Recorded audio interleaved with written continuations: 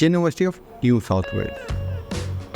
University of New South Wales or UNSW Sydney is a public research university. It was a founding member of Group of 8, an alliance of Australian universities focused on research. According to the 2024 QS World University Rankings, it is rated 1949. The New South Wales Parliament Act in Sydney established the university as the top-ranked university in Australia for both of impact and quality for its research. UNSW is a member of Group of 8 Australian universities.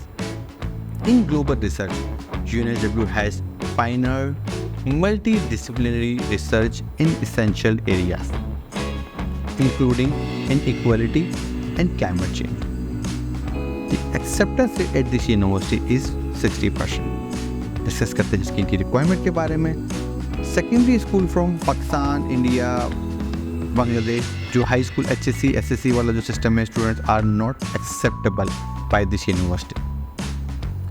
British qualification जिसे हम GCSE A levels कहते हैं, then students are eligible to secure the admissions, which means आपके पास होना चाहिए international बात करें IB वाले के बाद मिनिमम 31 पॉइंट्स हो या A levels AA-B या BBB के साथ होना बहुत ज़रूरी है. Higher the grade, higher the chances for securing admission. Post graduate में 4 years बैचलर्स डिग्री होना बहुत ज़रूरी है. With minimum weightage average mark is 65%, comparable in science और इंजीनियरिंग एरिया. तमाम जो आपकी मेजर्स हैं उनके अंदर then you are eligible. Specially जो रिक्रूटमेंट है फॉर इंडियन स्टूडेंट्स के लिए, इंडियन स्कूल ऑफ सर्टिफिकेट और all Indian senior school certificates are acceptable, which mean कि जो इंडिया के आपके स्कूल ऑफ सर्टिफिकेट्स हैं या CBSE या CISE, CISCE के जो बोर्ड्स के जो आपके जो सर्टिफिकेट्स हैं इंडिया के, इन लोगों ने हाई स्कूल किया हुआ है, they are acceptable for direct entry at this university. Language requirement की अगर बात करूँ तो आर्ट, डिज़ाइन, आर्किटेक्चर, इंजीनियरिंग में अंडर ग्रेजुएट जो IELTS की रिक्वायरमेंट है वो 6.5 with no less than 6.0 in each component. Business के लिए total 7 with no less than 6.0 each sub test होना बहुत ज़रूरी है. TOEFL 94, at least 25 in writing, 23 in speaking, listening, reading. PT overall 65 with no less than 54 in each component होना बहुत ज़रूरी है. पोस्ट ग्रेड की अगर बात करूँ तो पोस्ट ग्रेड में IELTS की requirement 6.5 with no less than 6.0 in each component. For law and justice 6.5 with no less than 6.0. TOEFL आपका overall 90 with no less than 22 in speaking and 23 in other some component, specially in writing होना बहुत ज़रूरी है. PT की बात करूँ 6.65 total with no less than 54 in each component. हम नजर डालते हैं इसकी ट्यूशन फीसिस के ऊपर. ट्यूशन फीस अंडर ग्रेजुएट में जो नेचुरल एंड फिजिक्स साइंसेज के प्रोग्राम हैं वो 45,850 ऑस्ट्रेलियन डॉलर पर एनम पे मिल जाता है. इन्फॉर्मेशन टेक्नोलॉजी सेम फीस में मिलती है. फिर इंजीनियरिंग रिलेटेड जो टेक्नोलॉजीज हैं वो भी आपको सेम फीस में मिल जाता है. फीसिस ऑलमोस्ट तमाम प्रोग्रामों की फीस सेम ही है.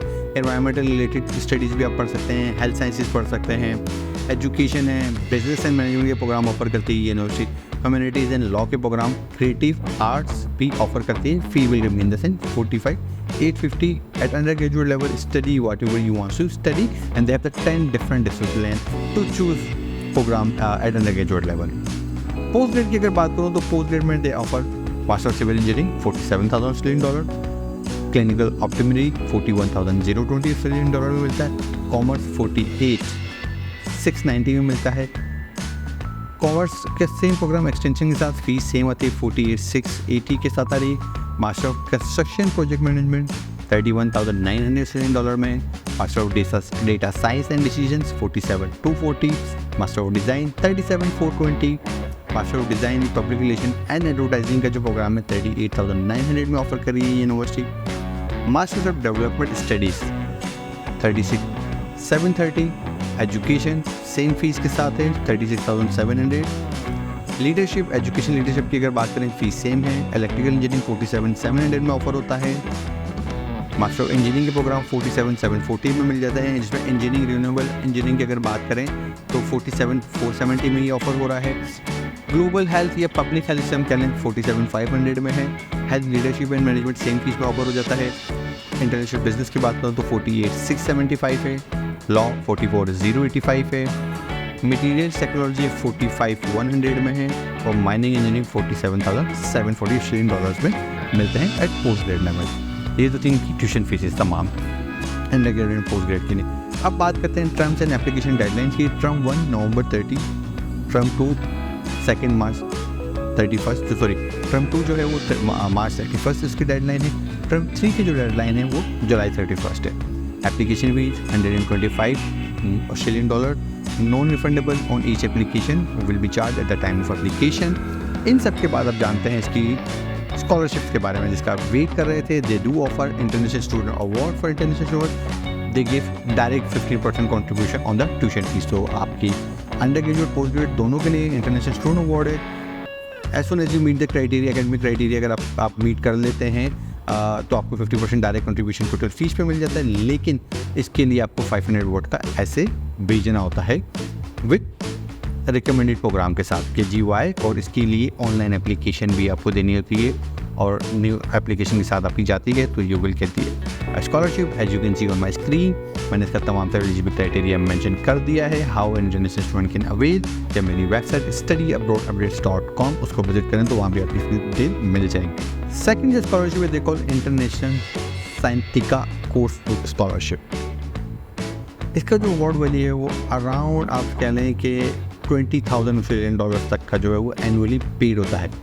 ये भी डायरेक्टली आपकी ट्यूशन फी के अंदर अवार्ड ऐड हो जाता है। डिपेंड करता है प्रोग्राम की लेंथ के ऊपर भी, तो अवार्ड स्लाइटली अप डाउन हो सकता है। अगर लेंथ आपकी कम या ज़्यादा है 2 ईयर्स से तो बहुत मज़े से आपको 20,000 तक का ईजिली मिल जाता है।